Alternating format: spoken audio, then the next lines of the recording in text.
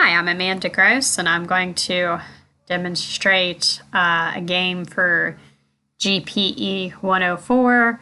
It's really not much to it, but here we go. It's within Unity. That's what we were using to play it. So we'll look at the code after, but it's supposed to be, this is we're supposed to be working with sprites. So this is my BadFairy, which is a sprite. See, I was trying to be funny there. Yeah, it's not.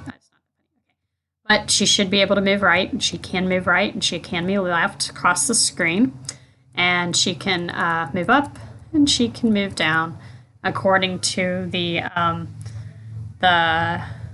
instructions, the directions of the assignment. Let me see. If you press P, she's not supposed to move at all. So I've pressed P, and then if my keys no longer work. If I press P again, I'll press P a second time, and now she works again. Now she can move up, down, left, right, and everything. If I press Q, it's supposed to completely break the game. So Q, and she's gone. And I can't get her back, even if I press Q, even if I press up, down, right, whatever I press, I can't get her back. So I'm going to go ahead and get back out of here if I can. Uh-oh. Now I really broke it. There, well. Okay. Here, I'm going to pause until I fix this, and then I'll demonstrate. But Q definitely works, and then I'll do the escape key, which takes you back to the original screen. Okay. So yes, the escape key works, and then if you go back in again, I go back into my project again, and yeah, it still does the up, down, everything function. If you press escape again, it goes back to where I'm storing the folder. So I'm going to minimize this for just a minute, and I'm going to go back into where my code and everything is. Went ahead and built it already. But if I go in here, just to explain my code, oh, well here. So this is the one, this scales her. I have her scaled at 0.1 because she was huge and she was taking up the entire space. So I just put a decimal point in front of her to scroll her down to tiny. She takes up enough space already. And I have down here the TF, the script, the TF to transform the script, and the BadFairy is the name of my object, my sprite. But if I go into the code, here we go, just to take a look at the code. All this just kind of came with it, within the directions. I did a class, the behavior part, that one came with it too, within the directions, but I set the public transform to TF like the directions had in the modules. I did type that one in. I set the game object to BadFairy since my object is going to be a BadFairy. And I made a Boolean on can move your BadFairy equals true to get the movement. Let's see, I did the get component transform to make it quit.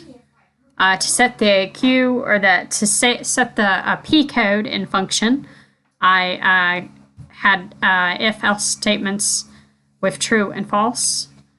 And then this one's the Q. So for the key code Q, that's going to break the game basically to the point where you can't play it again. Down here, I have the actual movement of the fairy, that if you press the right arrow on the keyboard, it will move right.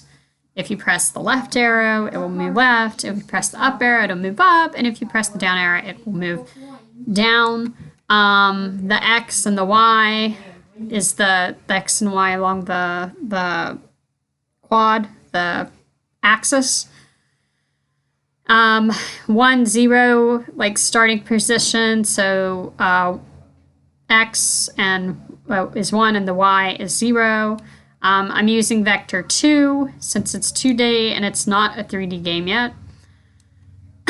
So for this one, to get this one to move across the positive side of the x-axis, I had to put plus to get it to move right. So that's the position, the plus equals move. To get it to go left, I had to do the minus equals to get it to move left. To get it to go up, I changed the x and y. So 0 is now the start, and 1 so that it changes so that it can move up and down on the y-axis. Otherwise, this part of the code stays the same. So plus and equals move, and then the negative, that plus makes it go up, and the negative makes it go back down. Okay, I think that's it. Hopefully this is all I need for this first assignment in this first video on how to move my fairy code. Oh, you can play it in here, although it's not,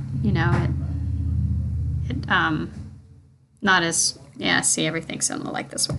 But yeah, you can play it inside the Unity program as well. And she moves really fast right now, but I think according to the directions, it's okay if she moves fast. All right, thank you. First try at making a game.